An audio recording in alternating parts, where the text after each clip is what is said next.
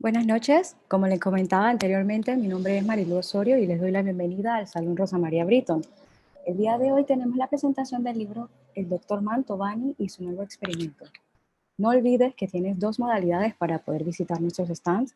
La primera es a través de una plataforma virtual y también lo puedes hacer en el menú de inicio de la página www.filpanamá.org. Mencionarles también que tanto la cámara como el micrófono y el chat se encuentran desactivados. De realizarse una ronda de preguntas y respuestas, dicha opción sería habilitada por nuestro técnico. El icono estará en la parte inferior de su pantalla. Esta actividad está siendo transmitida simultáneamente en el canal de YouTube de la Cámara Panameña del Libro. Sin más, cedo la palabra a nuestra moderadora. Muy buenas noches a todos. Bienvenidos en una noche oscura y tormentosa a la presentación de un libro muy esperado.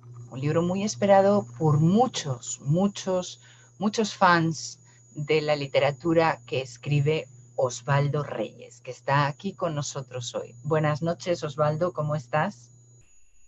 Buenas noches, gracias por la introducción y gracias a todos los que veo que siguen entrando a esta reunión donde vamos a hablar con algunos amigos que ya ustedes conocen y algunos que van a conocer. No era lo mismo ver una película que dirigir una.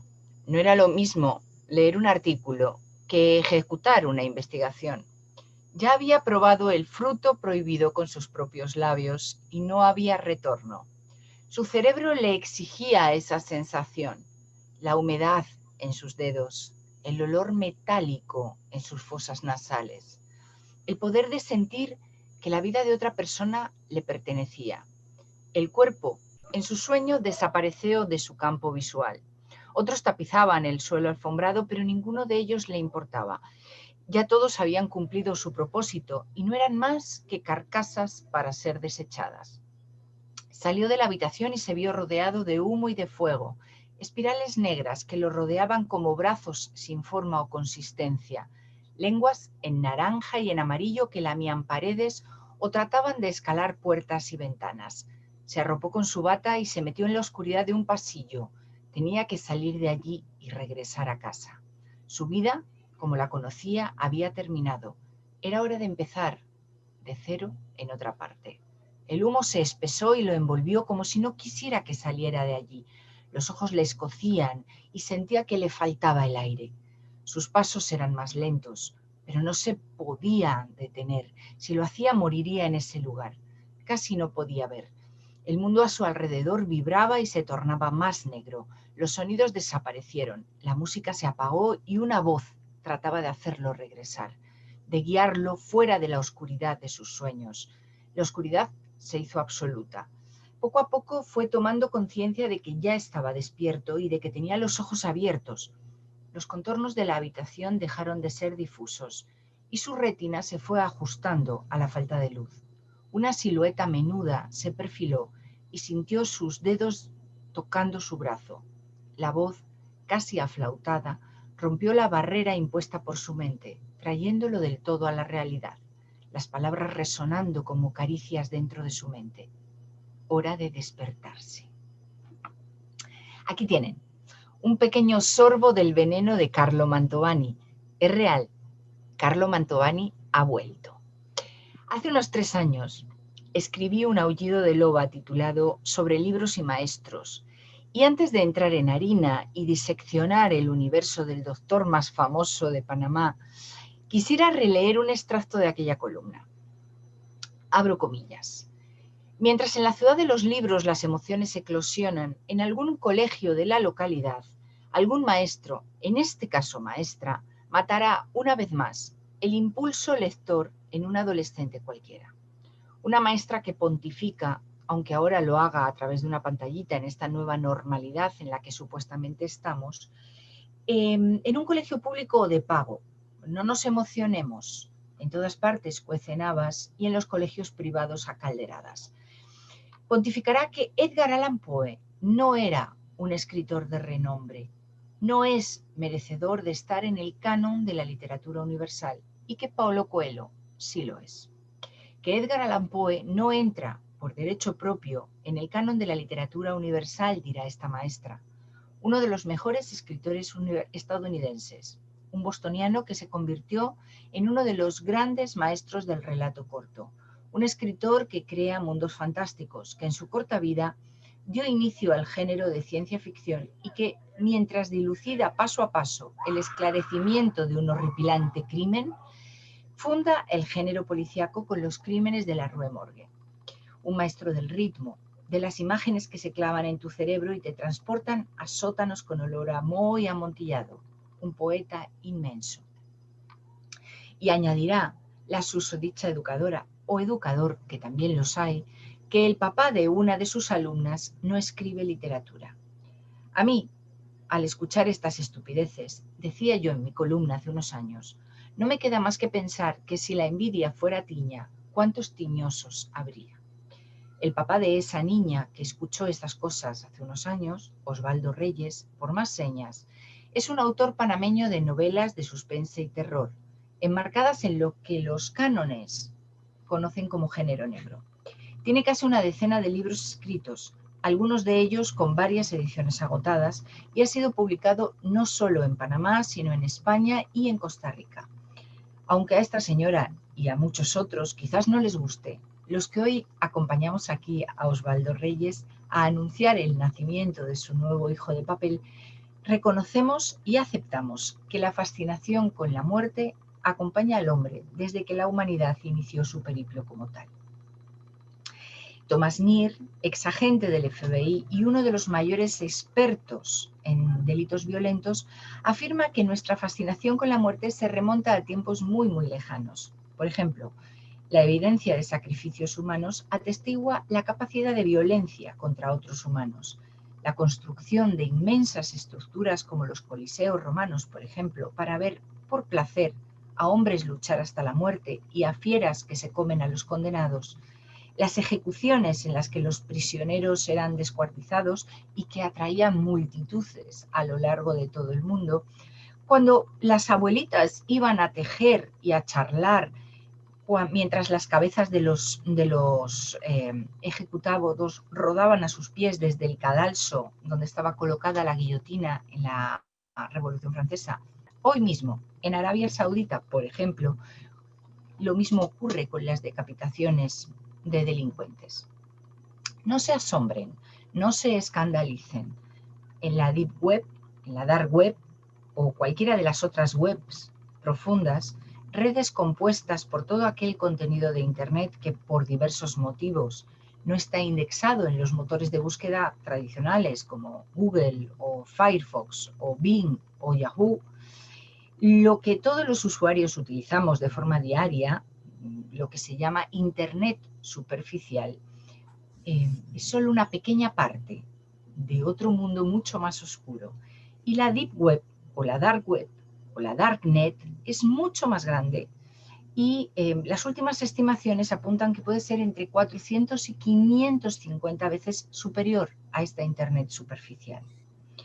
En estas profundidades abismales se encuentran monstruos a la espera de que algo caiga allí para cazarlo. Y allí hay cientos, miles, cientos de miles de monstruos que pagan para ver cómo la víctima es devorada. Nada nuevo bajo el sol. Simplemente, con este mecanismo, pues no corres el riesgo de que tu ropa quede salpicada de sangre, de vísceras o de esquirlas de hueso. Ya Sigmund Freud escribió sobre el deseo simultáneo de buscar placer a través de los instintos de vida, eros o la libido, versus el deseo de muerte, tánatos. En el París de fines del siglo XIX, el interés morboso por el crimen abarcaba no solo la lectura de las noticias detalladas sobre crímenes en los diarios, sino también el paseo a las morgues para ver a los cadáveres. La fascinación pública por los crímenes violentos comienza a finales de la década de 1880, con una serie de asesinatos que todos conocemos. Los asesinatos de prostitutas en Whitechapel, en Londres. Estos hechos, cometidos por aún hoy un desconocido que en varias cartas enviadas a la policía se autodenominaba Jack el Destripador, fue el punto de quiebre para que explotara esta fascinación por los asesinatos. En los años 70 y 80 del siglo pasado encontramos otros casos, como los de Green River Killer, los de Ted Bundy o los de Dennis Lynn Rader, BTK, que despiertan un renovado interés por los asesinos en serie. Interés que en 1990 llega a su cúspide con El silencio de los corderos. No hay, por más que lo busquemos, una explicación única del interés por los asesinos. La fascinación por el mal, el interés legítimo en la investigación criminal, el deseo de entender la mente del asesino o el intento de superar el temor al enfrentarlos indirectamente. Y también, ¿por qué no?, el placer de ver a las personas como víctimas. Pueden ser razones. Ahora, otros se identifican con los asesinos porque ellos mismos tienen fantasías de matar. Y claro, están aquellos cuya baja autoestima los atrae hacia los que tienen la reputación de malos. A veces hay un deseo perverso de alimentar la notoriedad del asesino en serie. Pero no es solo eso, sino que incluso muchos de ellos tienen verdaderos clubs de seguidores, personas que los adoran, mujeres que se comunican con ellos en prisión, que les profesan su amor, que les envían dinero, fotos, que les proponen matrimonio. ¿De dónde viene la expresión asesino serial? Esto lo vamos a hablar un poquito más adelante con Osvaldo. La expresión serial killer, asesino serial, fue acuñada por Robert Ressler, de la Unidad de Ciencias del Comportamiento del FBI, que es la agencia que tiene mayor autoridad mundial en este tema. Abro comillas, con esta denominación son reconocidos los individuos que matan en forma reiterada, con intervalos de enfriamiento entre uno y otro hecho. Y esto nos indica la premeditación, sin motivo aparente y que ejecutan al menos 2 homicidios. Sus crímenes suelen ser exóticos y el doctor Carlo Mantovani entra en todas estas, todos estos puntos que nos marcan un asesino serial, los tiene el doctor Mantovani. Los serial killers son tan brutales y nos parecen tan antinaturales, sea lo que queramos decir con esta palabra de antinatural, que provocan una gran curiosidad en nosotros. Queremos saber más. Queremos ver más, queremos saber por qué lo hizo, cómo lo hizo, dónde lo hizo, a quién se lo hizo. Dado que la mayoría eligen víctimas desconocidas, esto nos convierte a todos, a ustedes, a mí, en en víctimas de estos asesinos seriales. Aunado a esta aleatoriedad está el hecho de que para la mayoría no hay un motivo discernible, o por lo menos un motivo que sea discernible para la gente de a pie. No suelen matar por celos, por venganza, por ganancia financiera. A pesar de eso, algunos de los asesinos en serie tienen su propio código, dentro del cual lo que hacen tiene una perfecta coherencia y a menudo existe un cierto componente sexual. Los asesinos seriales son tan diferentes que despiertan en nosotros áreas cerebrales relacionadas con la lujuria, el miedo, el deseo de actuar sin consecuencias y la omnipotencia sobre el otro. Ahora he citado a Mark Safarik, que es una autoridad en perfiles criminales y fue asesor de El silencio de los corderos. Pese a lo macabro de todos estos actos, muchos de los asesinos, como ya dije más adelante, pueden ser vistos de forma romántica. Y esto tiene un nombre. Se llama hibristofilia. Es la atracción por las personas peligrosas. Es esta atracción la que hace que Bella, por ejemplo, se enamore de Edward en la saga de Crepúscula. La que a todas nosotras nos guste Marlon Brando, el chico malo por excelencia. O de que a los chicos les fascinen las tóxicas, como se llama hoy en día a las cabronas de toda la vida. Y ahora pregunto, ¿un asesino serial es un héroe o un antihéroe? Se cuestiona, esta cuestión también se la ha hecho la especialista en medicina legal y grafóloga Mónica Laura Arra, autora de varios libros, entre ellos Jack en Scotland Yard. Y abro comillas. En 1888 todos los diarios reproducían las cartas de Jack. Incluso existieron falsificadores de los propios medios para poder vender más. Hoy, con la tecnología, podría decirse que se invita a participar a quien esté interesado en el hecho delictivo de turno.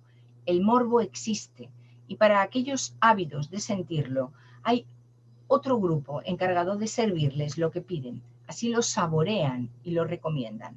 No olviden, por favor, esta cita cuando estén leyendo El experimento Maquiavelo. El ser humano se cuestiona si el demonio existe. Quizás leyendo la nueva novela del doctor Mantovani encontremos respuesta a esta pregunta. Ahora bien, quizás la respuesta no sea la que creíamos al inicio del libro. Osvaldo Reyes publica en el 2011 El experimento Maquiavelo, El efecto Maquiavelo, un libro donde hace su aparición estelar el doctor Carlo Mantovani. Carlo Mantovani, alter ego maquiavélico, nunca mejor dicho, del doctor Reyes. Bienvenido, Osvaldo. ¿Estás preparado para la disección? Preparado, dispara. O lanza el bisturí, como prefieras. Aquí vamos a empezar con las preguntas. Yo sé que Carlo Mantovani tuvo otro nombre, no sé si ese dato lo conocerán muchos de los fans de este ginecólogo, el doctor Mantovani, pero a mí me llamó mucho la atención. ¿Puedes contar la historia y puedes decirnos cómo se llamaba en un principio el doctor Mantovani y por qué decidió tomar otra identidad? Ok, bueno, primero que nada, muchas gracias por a todos los que estoy viendo que están reunidos aquí, que sé que son lectores de ese primer libro o de mis otros libros y ahora están comenzando a conocer a Mantovani, porque me han pedido el primer libro y el libro se había agotado y llegó y se acabó en 24 horas, se lo llevaron. Así que gracias por el apoyo con mi alter ego malvado. Respondiendo a la pregunta de Mónica, cuando escribí el manuscrito original del efecto Maquiavelo, y eso fue allá por 1998, en una máquina, una computadora viejita, y todavía tengo por ahí guardado el archivo impreso, Mantovani no tenía ese nombre, se llamaba Carlos Paz. Lo sé, no suena bien, no es el nombre que yo esperaría para este personaje, pero yo escribí toda la historia con Carlos Paz. Hatcher, Daisy, todo eso tenía su nombre, pero el asesino se llamaba Carlos Paz. Y en el hospital, que posteriormente se convirtió en el San Marcos, en su momento era muy similar al Santo Tomás, porque yo trabajaba en el Santo Tomás. Los que conocieron el Santo Tomás viejo posiblemente lo ubiquen los pasillos, se les parezca. Yo era uno de esos fantasmas que caminaba a las 2 de la mañana vestido de blanco, cansado, buscando alguna tienda con algún cafecito para pasar la noche. Así que la ambientación es real, porque el lugar que utilicé en mi mente era bastante real.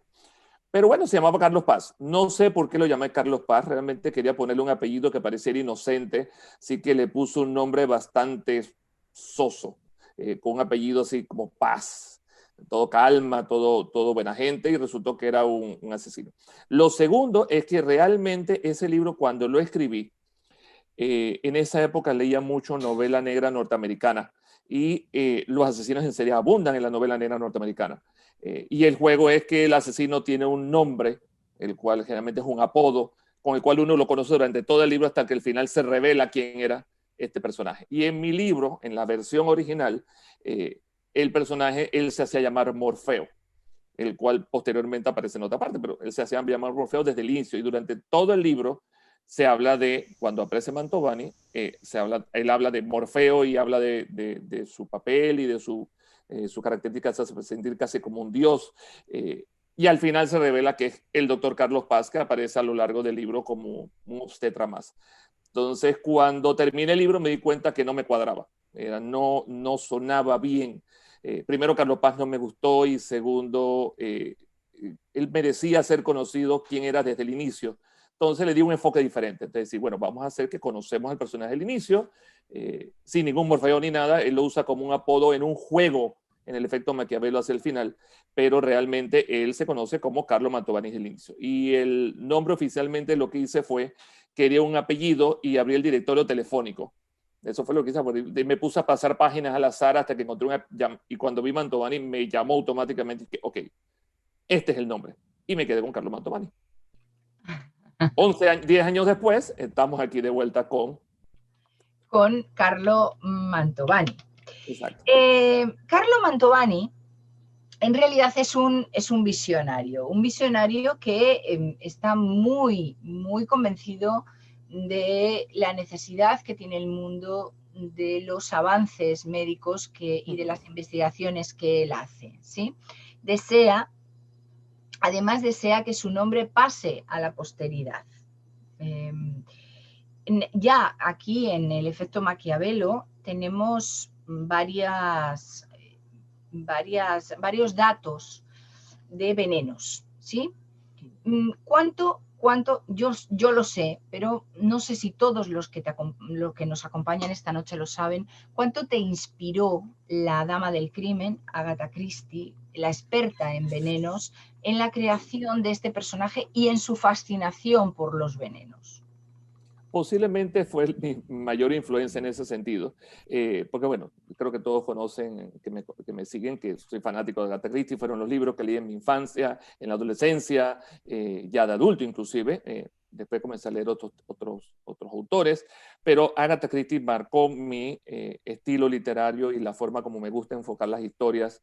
A mí me gusta ese juego, el enigma, aunque tenga los elementos modernos de los personajes, a mí me gusta el juego y mantener a los lectores en zozobra hasta la última página si es posible, y si les puedo dar el golpe ese de gracia en el último capítulo, lo disfruto enormemente. Así que ella fue una gran influencia. Y Agatha Christie era una experta en venenos. Entonces, leyendo su libro, definitivamente se me infiltró ese deseo de ella de utilizar venenos con cierta frecuencia. Y aparte encajaba muy bien con la historia porque Mantovani es un médico y si hay una forma fácil de asesinar, si uno piensa y uno quisiera hacerlo, lo cual no lo soy, ni es una biografía, pero si lo hiciera, el veneno es una forma muy fácil porque si hay algo que en los hospitales tienen las personas son acceso a vías directas hacia el interior del cuerpo a través de las venas. Eso es casi estándar en la mayoría de los hospitales. Entonces, es una vía de acceso fácil y que por lo tanto un veneno es una forma bastante útil y accesible de cometer un asesinato y hacerlo pasar por una muerte natural o un accidente. Entonces, los venenos definitivamente influyeron mucho y esa es la razón por la cual Mantovani, en el efecto Maquiavelo lo menciono, él es licenciado en química y después estudia medicina. Así que él es experto en venenos por afición y por estudios. Debemos recordar, para que los que no lo sepan, si hay alguno que no lo haya hecho, les recomiendo que lo hagan, leer a Agatha Christie, ¿sí? Agatha Christie elegía en cada caso venenos y los venenos que ella elegía en cada caso, los síntomas que provocaba una sobredosis de cocaína o de heroína, ella sabía cuáles eran. Y era tal su pericia que durante un caso de envenenamiento en Reino Unido, en los años 70, a falta de literatura científica estandarizada, los patólogos consultaron una de sus novelas. Yo sé que tú eres experto en esto, ¿tú nos puedes hablar un poco de este tema? Sí, cómo no. Agatha Christie, aparte de ser una excelente escritora, ella fue enfermera. Ese fue el primer trabajo que ella tuvo. Fue enfermera y trabajó en un dispensario, en una época donde los medicamentos eran preparados. Entonces ella aprendió a preparar medicamentos o drogas mezclando compuestos químicos. Así que ella tuvo un aprendizaje de primera mano.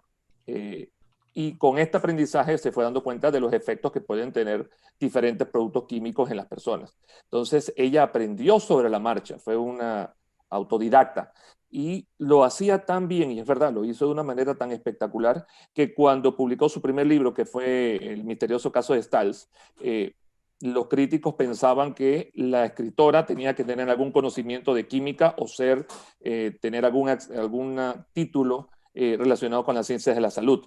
E inclusive ese texto es utilizado en artículos científicos de revistas de química a nivel mundial, donde analizan la historia y lo analizan desde el punto de vista químico y demuestran que efectivamente ella tenía toda la razón en ese primer crimen o en ese primer asesinato que describe, porque es un asesinato muy químico. O sea, los detalles son tan finos que solamente alguien que de verdad conozca el tema lo pudo haber pensado. Y ella lo sabía y funcionaba perfectamente bien.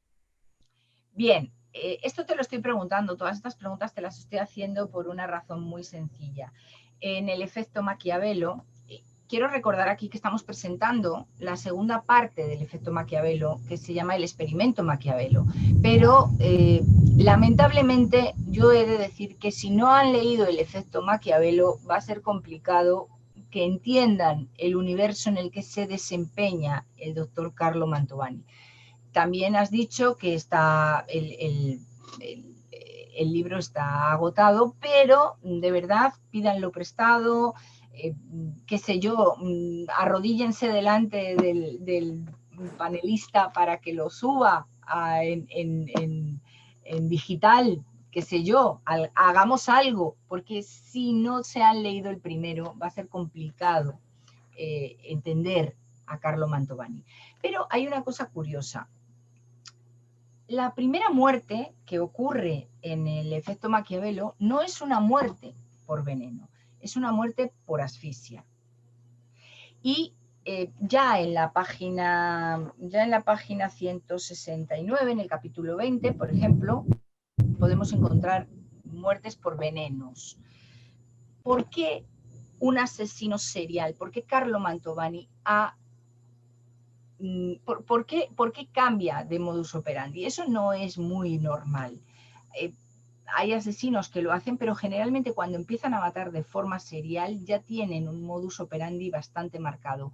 ¿Por qué haces ese cambio tan brusco de la asfixia al veneno?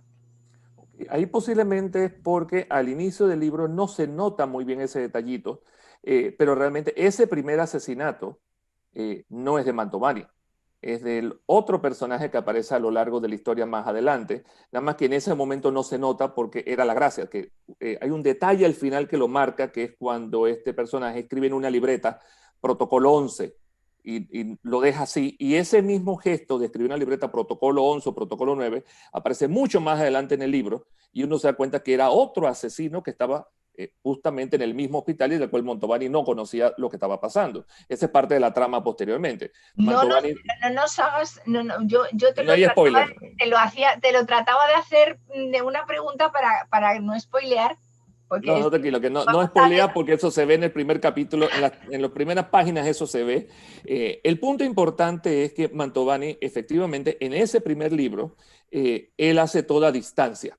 Él tiene, por un lado, él tiene un espíritu científico, él tiene esta necesidad de cometer estos asesinatos. Hay una razón detrás de esto que sale en el libro, por supuesto, hay una explicación, pero él lo hace, por un lado, lo disfraza como muertes naturales para que, obviamente, pasar desapercibido, pero él siente cierto placer en darse cuenta de cómo ocurren las cosas que nadie puede ver en un mundo real, o sea, ver un envenenamiento con cloruro de potasio, o sea, eso no lo puede ver nadie en un mundo verdadero, menos que uno esté en una cámara de la pena de muerte en Estados Unidos, donde sí se usa el cloruro de potasio dentro de las 3 inyecciones.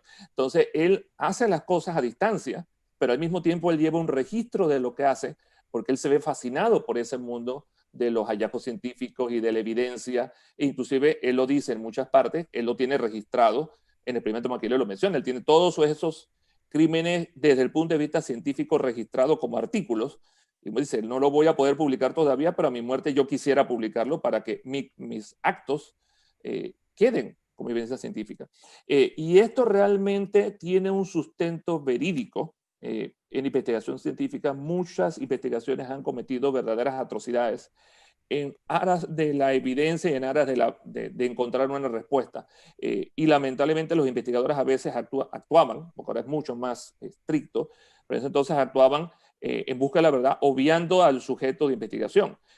Todo lo que es el experimento Tuskegee, donde básicamente con el tratamiento de la sífilis había un tratamiento ya existente que era la penicilina y no le dijeron a los afectados que ya había un tratamiento, porque querían saber cómo se comportaba la sífilis a largo plazo. Entonces, no le digamos que esto existe y que lo puede curar y déjalo que se mueran a ver cómo evoluciona. Entonces, los que estudiamos medicina, estudiantes de medicina, si hay alguno aquí, deberían saber que todo lo que saben del comportamiento de la sífilis primaria, latente, secundaria, terciaria, fue precisamente porque personas se les dejó morir como parte de un experimento científico porque los investigadores no querían romper el protocolo, aun cuando ya había un tratamiento. Entonces, se avanzó la ciencia, pero a expensas de seres humanos.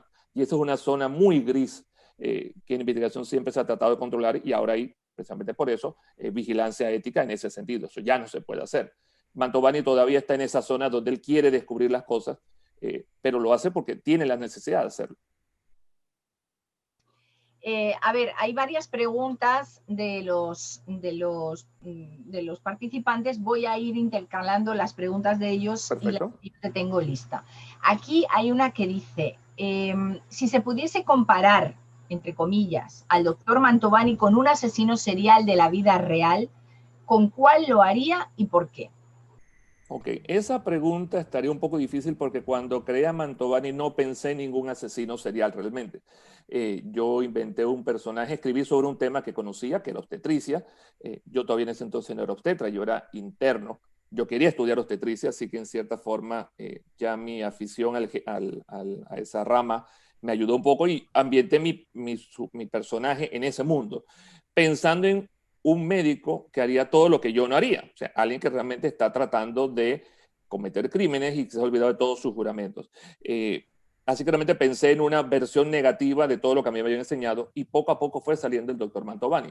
Si lo reconozco, en la versión original, en ese primer manuscrito, cuando era Carlos Paz, Mantovani era mucho más violento. Su pensamiento era mucho más caótico. Pero cuando me llegué al final me di cuenta que él no tenía que ser así, él era mucho más refinado. Él mismo me fue diciendo en el camino, espérate, yo no soy así, ponme en el camino correcto. Y bueno, se reescribió y quedó como el Carlo Mantovani que conoce. Bien, hay otra pregunta, pero esta te la voy a hacer después. Okay. En el efecto Maquiavelo, en la primera parte del libro que estamos anunciando esta tarde, tuvo un efecto brutal que yo he visto en algunas de tus presentaciones. Todavía hay cientos de fans que se acuerdan de esa novela. Es un fenómeno que yo no he visto yo creo que en ningún otro personaje literario en la literatura panameña que yo conozca, por lo menos, no lo he visto. Y había hay gente que le declara a su amor en redes sociales a Carlo Mantovani, ¿sí? Como médico y como escritor de género negro, tú nos puedes dar tu opinión, porque yo en la introducción di algunas de las opiniones de estudiosos reconocidos a lo ancho y largo del mundo sobre este tema, pero a mí me gustaría que tú me digas, como médico, como investigador y como escritor de género negro, ¿por qué crees tú que los seres humanos nos fascinamos de esta forma por algo potencialmente peligroso? ¿Sí? Es quizás ese mismo mecanismo el que lleva a Mantovani a crear sus bioterios, a tener estos animales peligrosos encerrados. Bueno, vamos con la primera parte. Efectivamente, yo pienso que el ser humano de por sí le gusta ser sorprendido. Tiene esa necesidad de que el mundo no sea lo que ven con sus ojos, sino que haya otras cosas, ese elemento sorpresa muchas veces. Y eso incluye el lado peligroso. Poder ver que alguien actúe de esta forma, sin uno necesariamente ser el que comete el crimen, tiene su fascinación bajo esa perspectiva. Obviamente uno no cometería un crimen, aunque uno dice que no y las circunstancias pueden hacer que uno cometa un crimen, muchas veces lo que depende son las circunstancias. Inclusive aquellos que digan que no, yo no cometería un asesinato, de repente no ha sido puesto en las circunstancias donde el asesinato sí sea válido porque la vida de alguien amado está en peligro, por ejemplo. Entonces, decir que yo no cometería un crimen realmente es ilusorio, no es verdad. Todo depende de la imaginación con la que uno se encuentra realmente y de las circunstancias. Entonces, yo pienso que parte de la fascinación es esa, es poder ver cómo alguien más actúa de esta forma sin necesariamente darle o seguirlo o estar de acuerdo con lo que está cometiendo, porque es un elemento literario, es un personaje literario, no es verdadero, aunque uno se lo quiere imaginar como un ente real en el mundo que nos rodea. Me acuerdo que una vez me preguntaron en un conversatorio Si, por ejemplo, un día salía un asesino en serie diciendo que estaba inspirado en Carlo Mantovani, que cómo me sentiría. Lo cual hay ejemplos en la literatura. Ha habido asesinos que se han basado en libros para cometer crímenes. Y yo se lo dije, bueno, realmente no me gustaría que pasara, por supuesto que no quisiera que pasara, pero de sentirme culpable, no. ¿Por qué? Porque el asesino que actúa de esta forma se pudo haber inspirado en cualquier otro libro. O sea, el efecto Maquiavelo fue simplemente algo que se encontró en el camino, porque el deseo de asesinar ya estaba en esa persona. El libro no le enseñó, bueno, así es que se comete un crimen. No, él lo quería cometer y el libro simplemente le dio una excusa para actuar. Entonces, son cosas que uno no quiere que pase, pero pueden ocurrir, pero puede haber pasado con el efecto Maquiavelo, como con La Sirenita, como con cualquier otro libro. Sí, ahora, la pregunta de si tú crees que la fascinación de Mantovani cuando crea Los Bioterios es más o menos, sí, tiene una relación. A él va está por ahí. fascinado con los animales peligrosos. Sí, primero que nada, exacto. Él adora los animales peligrosos, ese es su hobby, por decirlo así, porque por un lado es un investigador y él se siente fascinado por esa vía de peligro. Él sabe que todos los animales que están en su veterinario son peligrosos. Es una herramienta útil para algunos de esos experimentos, precisamente porque tiene venenos que investigar y ve cómo ellos actúan en pequeña escala en los animales de su bioterio. Entonces, esa necesidad que él tiene a veces de cometer un asesinato, en cierta forma la aplaca en su bioterio. Ese es su pequeño mundo. Él sigue siendo un dios dentro de todos los animales. Y efectivamente, el efecto Maquiavelo pasa, y creo que en el experimento Maquiavelo también, si un animal rompe la barrera y lo lastima, automáticamente él ejecuta ese animal con una de sus serpientes, uno de sus animales venenosos, como si fuera una ejecución. Es decir, tú vas a morir y eres alimento para los devoradores. Entonces, él es así. Él le gustan sus animales, él le fascina, lo utiliza dentro de su actuar, es parte de la materia prima que utilizan algunos de sus crímenes, y él es Dios en ese bioterio. Bien, aquí hay otra pregunta. ¿Qué te impulsó a revivir a Mantovani? Ok, ese fue realmente los lectores, lo tengo que reconocer. Yo cuando terminé el efecto Maquiavelo, yo nunca pensé que lo iba a traer de vuelta, aunque el libro quedó con un final que permitía su regreso. Desde que salió el efecto Maquiavelo y los lectores lo terminaron, me pidieron que dónde estaba Mantovani, que cuándo regresaba, que dónde iba a salir otra historia, desde los primeros años, al punto que le escribió un cuento en su momento, donde contaba la historia de Mantovani. Recién escapó de cuando, al final del libro. No puedo entrar muchos detalles para no ser el destripe. Y ese libro lo tengo en mi página web, se llama De las cenizas. Es una historia de enlace en cierta forma entre cuando él escapa y el final del libro. Esa historia está en mi página web de forma gratuita. De las cenizas se llama. Más adelante me lo siguieron pidiendo, entonces tuve que escribir un cuento y lo ambienté, lo puse en el pasado. Entonces Mantovani conoce al detective de otro de mis libros, En los umbrales del Hades, y él termina en cierta forma ayudando en un crimen, ¿verdad? Como si fuera el detective, pero obviamente desde la perspectiva de Mantovani. Y me acuerdo que para un San Valentín o para una Navidad, que hicimos uno de estos festivales en el Amanzaguapo del Panamá Negro, de navidades oscuras, navidades negras, escribí un cuento precisamente porque me estaban pidiendo Mantovani, escribí un cuento, nuevamente, de Mantovani cuando todavía estaba en el San Marcos, con algunos de sus famosos crímenes disfrazados, resueltos a la manera de Mantovani, porque Mantovani, hay que reconocerlo, él es orgulloso. Él es orgulloso, y si algo que le desespera es que lo traten de tomar de tonto o lo insulten o lo traten como menos.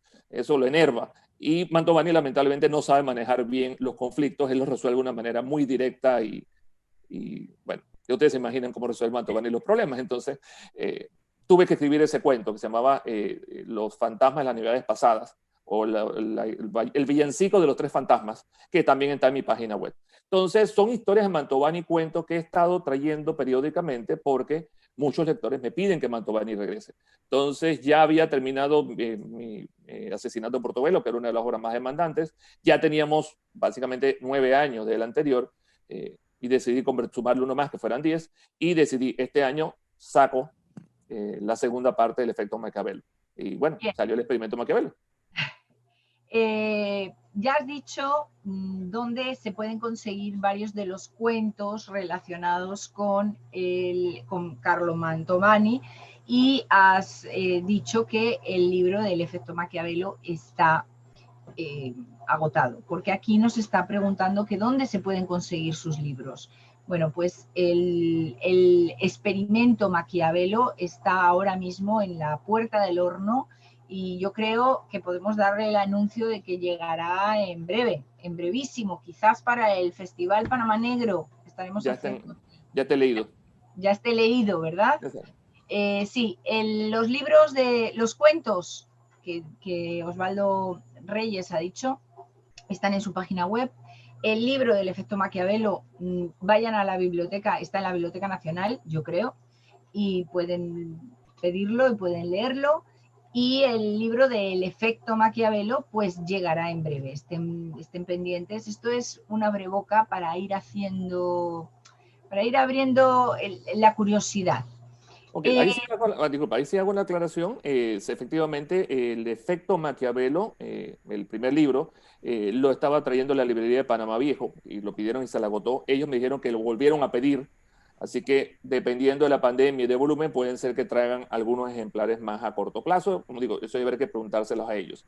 Y se consigue en Kindle también, todavía. Entonces, aquellos que les gusta el formato digital lo pueden encontrar en Kindle. En Kindle, pues entonces esa es la salvación. ¿No? Aquí en Amazon. En la pandemia, en Amazon, en Kindle, el efecto Maquiavelo, para ir preparándose para el experimento Maquiavelo. Aquí hay otra pregunta, pero ¿cuál sería la diferencia del primer libro y la segunda edición que sacaste con una nueva portada a finales del 19?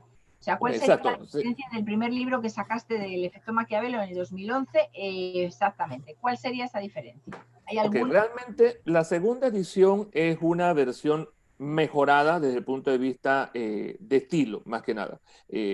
Realmente uno de los escritores siempre piensan que su libro está terminado cuando sale publicado, y cuando lo vuelve a leer se da cuenta que le cambiaría la mitad del libro, le cambiaría tratando de mejorar algunas cosas. Con el efecto Maquiavelo yo tuve una pequeña crisis, lo reconozco, cuando el libro salió publicado. Bueno, era mi primer libro, yo no sabía todavía los detalles que hay que manejar ahora. Yo se lo mandé al editor, yo siempre me río, el profesor Barría me quitó como 100 páginas y me le hizo un poco de correcciones, y me lo regresó de vuelta. Cuando me lo mandó de vuelta, yo pensé en mi inocencia que ya estaba listo.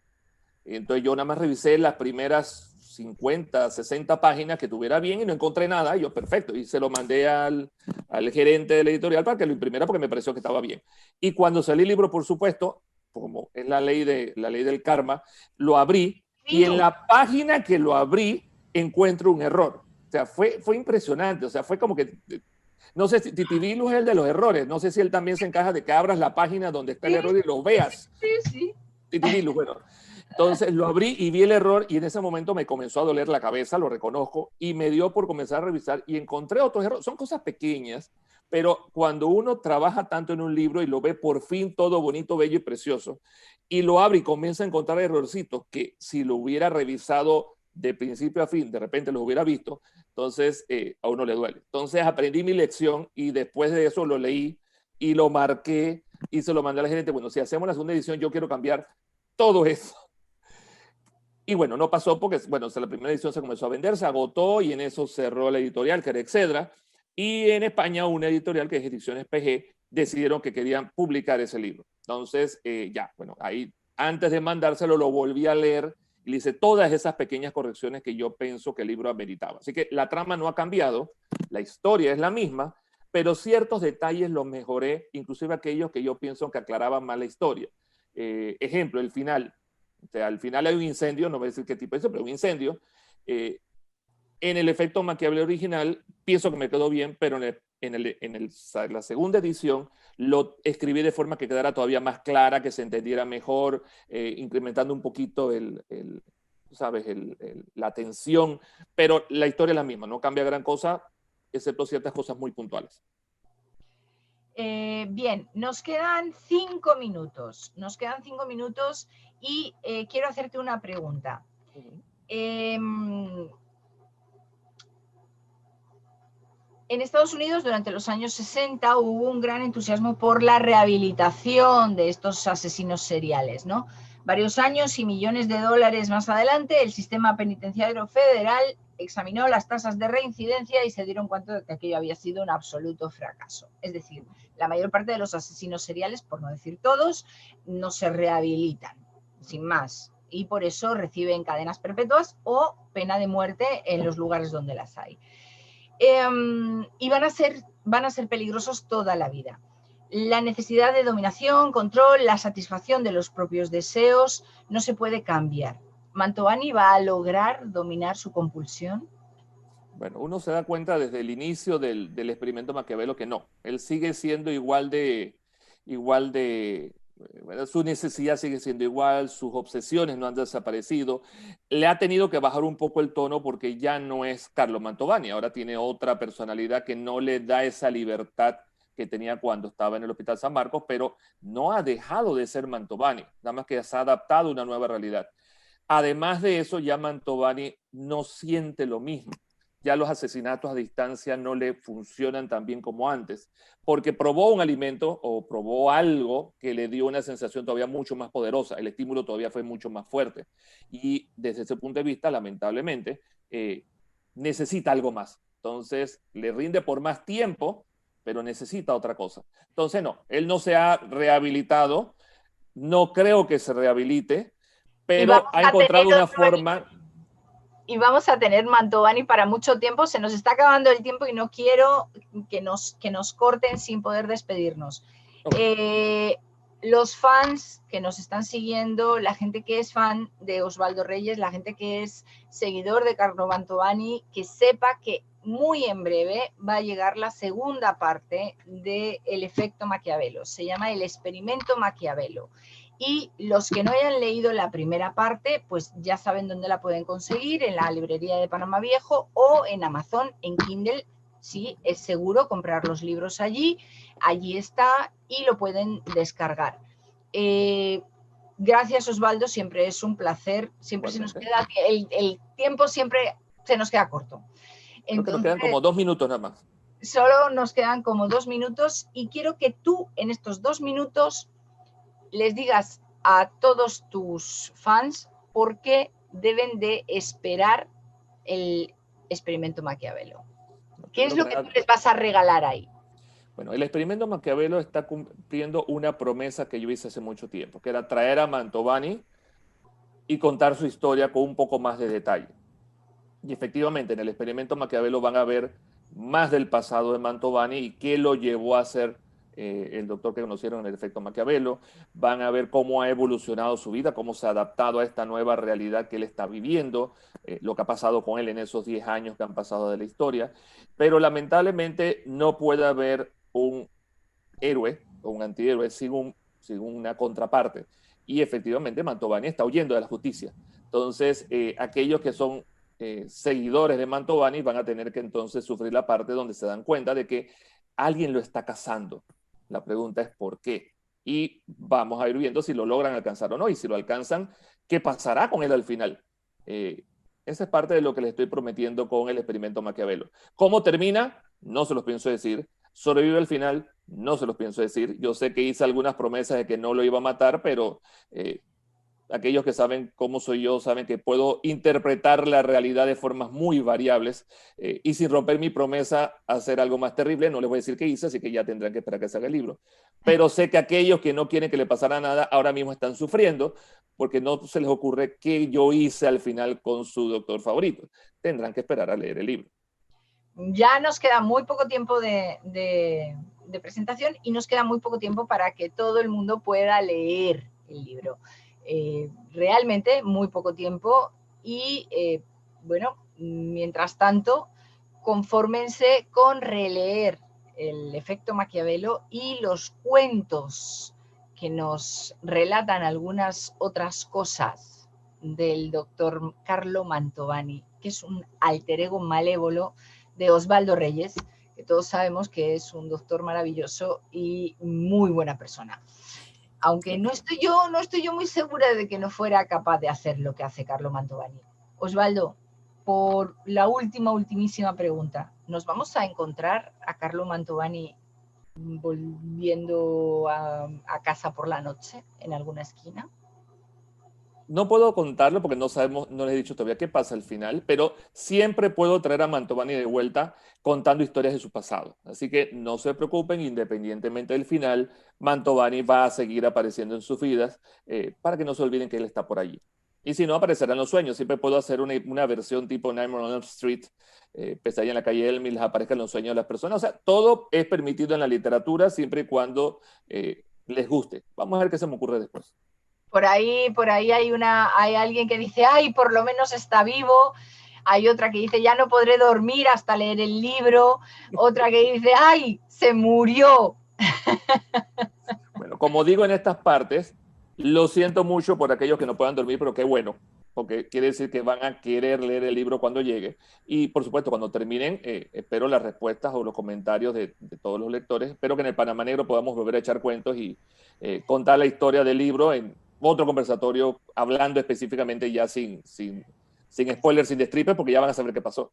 Claro, a ver, esto es una promesa en el Festival Panamá Negro que va a darse, todavía no lo sabemos porque con esta cuarentena no tenemos muy claro qué es lo que va a pasar, pero el Festival Panamá Negro va a ser el primer fin de semana de octubre, ya sea presencial, semipresencial, virtual, como la Feria del Libro.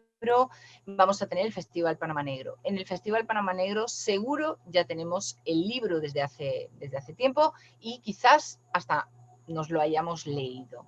Y vamos a tener un conversatorio mucho más largo con el doctor Osvaldo Reyes hablando del doctor Mantovani.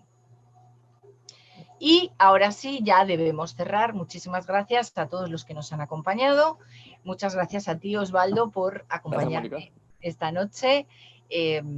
Tú sabes, no te voy a decir nada, porque a ti te lo digo con una cerveza en la mano. Me encanta lo que escribes y yo creo que me voy a dar otra releída al efecto Maquiavelo para tenerlo fresquito para cuando llegue el experimento Maquiavelo. Muy buenas noches. Buenas noches. Muchas gracias.